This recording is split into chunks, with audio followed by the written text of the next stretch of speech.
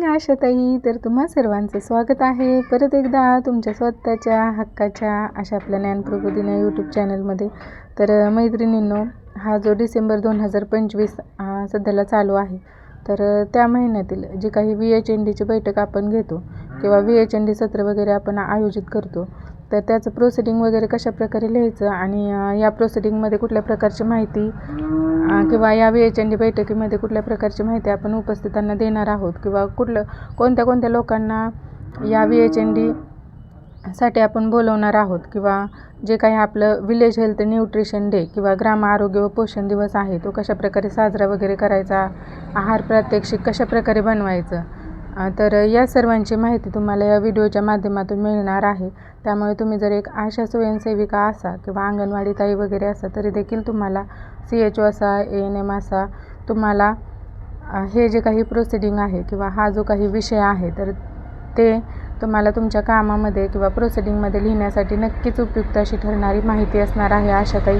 त्यामुळे तुम्ही काय करा, तर हा जो काही व्हिडिओ आहे तर तो तुमच्यापर्यंत जर पोहोचला तर तुमच्या इतर मैत्रिणींपर्यंत पोहोचवायला विसरू नका आणि आपल्या ज्ञानप्रबोधिनी या यूट्यूब चॅनलला नक्की सबस्क्राईब करा, कारण की दिवसेंदिवस अतिशय महत्त्वाची अशी माहिती या चॅनलवरती येणार आहे आणि त्याचा तुम्हाला तुमच्या कामामध्ये नक्कीच फायदा होणार आहे आशाताई.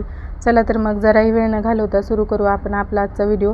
तर बघा, VHND डिसेंबर 2025. तर सुरुवातीला VHND म्हणजे काय, तर बघा, विलेज हेल्थ न्यूट्रिशन डे, ग्राम आरोग्य व पोषण दिवस. तर त्याचं प्रोसिडिंग बघा कसं लिहिलेलं आहे की,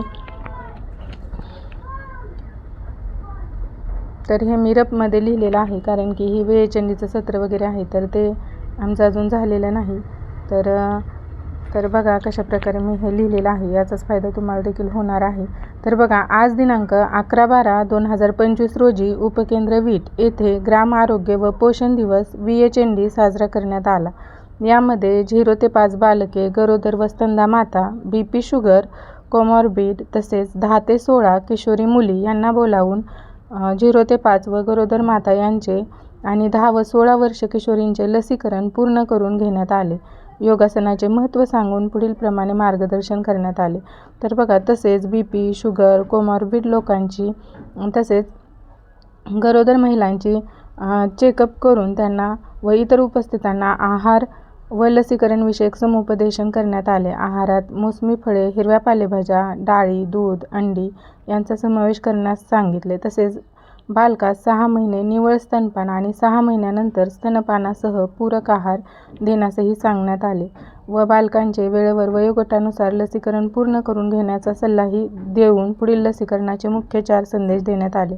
तर बघा, लसीकरणाचे मुख्य 4 जे संदेश आहेत तर ते प्रत्येक VHND बैठकीमध्ये आपण त्या उपस्थितांना द्यायचे आहेत की यामध्ये बघा, बाळाला कोणती लस दिली आणि ती कोणत्या आजारांपासून संरक्षण करते, पुढील लसीकरण केव्हा आणि कोठे आहे, लसीकरणामुळे बाळामध्ये कुठली गुंतागुंत होऊ शकते आणि ती कशी हाताळायची. तर यामध्ये ताप वगैरे येणं किंवा गाठ वगैरे येणं अशा प्रकारची गुंतागुंत होऊ शकते. तर त्यावरती आपण पॅरासिटामॉल गोळी कशा प्रकारे त्यांनी घ्यायची किंवा कशा प्रकारे शेकायचं वगैरे तर हे सांगायचं आहे.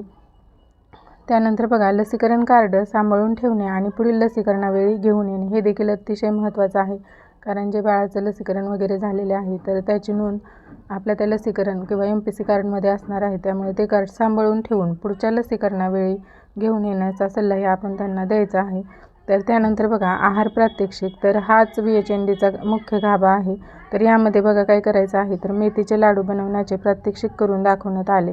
तर या थंडीच्या दिवसामध्ये जर मेथीचे लाडू बनवले किंवा ते योग्य प्रमाणात जर सेवन केले तर कशा प्रकारे उपस्थित म्हणजे ज्या काही गरोदर स्तनदा किशोरी मुली आणि यांना कशा प्रकारे उपयुक्त ठरू शकतात हे देखील आपण त्यांना सांगायचं आहे. तर यामध्ये बघा, मेथीचे लाडू बनवण्याचे प्रात्यक्षिक करून दाखवण्यात आले. तसेच त्याचे योग्य प्रमाणात सेवन केल्याने कोणते फायदे होतात हे देखील सांगण्यात आले. मेथीच्या दाण्यांमध्ये फायबरचे प्रमाण जास्त असते, जसे की साखरेचे शोषण कमी करण्यास मदत होते